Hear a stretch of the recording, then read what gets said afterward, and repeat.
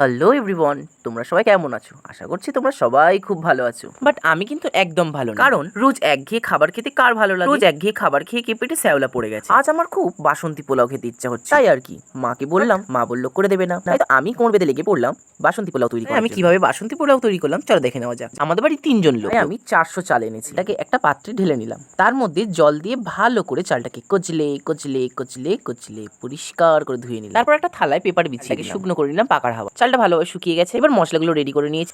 হলুদ গুঁড়ো, আদা বাটা, গোটা গরম মশলা আর ঘি। এইবার প্রত্যেকটা উপকরণকে আমি এক এক করে চালের মধ্যে তুমি আমি 1 টেবিল স্পুন গুঁড়ো হলুদ দিলাম, তারপর 1 টেবিল স্পুন আদা বাটা, 1 টেবিল স্পুন ঘি, তারপরে দিয়ে দিলাম গোটা গরম মশলা আর 1 কুচি তেজপাতা। তারপর প্রত্যেকটা উপকরণকে চালের সঙ্গে বেশ ভালো করে মেখে নিলাম। মেখে নেওয়ার পর চালটাকে ঠিক এরম দেখতে হবে, আর আমি 5 মিনিটের জন্য চাপা দিয়ে রেখে দেবো। অন্যদিকে ওভেনে কড়াই বসিয়ে তার মধ্যে ঘি, তেজপাতা, গরম মশলা দিয়ে ভালো করে নেড়ে ছেড়ে কাজু কিশমিশটা দিয়ে দেবো। কাজু কিশমিশটা আমি আগে থেকেই জলে ভিজিয়ে রেখেছিলাম। তারপরে আবার কি, ঘিয়ের মধ্যে কাজু কিশমিশটাকে একটু লালচে লালচে টাইপের ভেজে নেব। নিয়ে 5 মিনিটের জন্য যে চালটা ম্যারিনেট করে রেখেছিলাম সেই চালটাই মশলার মধ্যে দিয়ে দেবো, দিয়ে ভালো করে নেড়ে চেড়ে নেবো। আর বলে দিই, এখানে আমি এই বাটি মেপে আমি 1 বাটি চাল নিয়েছিলাম, তাই তার পরিবর্তে আমি এই বাটি মেপেই 2 বাটি জল দেব। তোমরা আমার এই রেসিপিটা কে কোথা দিয়ে দেখছো অবশ্যই কমেন্ট করে জানাও, আর ভালো লাগলে একটা লাইক কমেন্ট করে যেও। আর দেখো এখানে আমি 2 বাটি জল দিয়ে ভালো করে নেড়ে চেড়ে নিয়েছি। তারপর এটাকে আমরা 10 মিনিটের জন্য চাপা দিয়ে রাখবো, আর 10 মিনিট পর সেই ঢাকনা খুলে স্বাদ মতো চিনি অ্যাড করে নেব।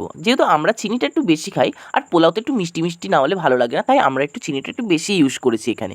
তারপর স্বাদ মতো নুন অ্যাড করে দিতে হবে, যে যেরকম নুন খায়, কেউ কম কেউ বেশি, তবে আমরা এখানে স্বাদ মতো নুন অ্যাড করে নিয়ে ভালো করে মিশিয়ে আরও 5 মিনিটের জন্য আমি রান্না হতে দেবো।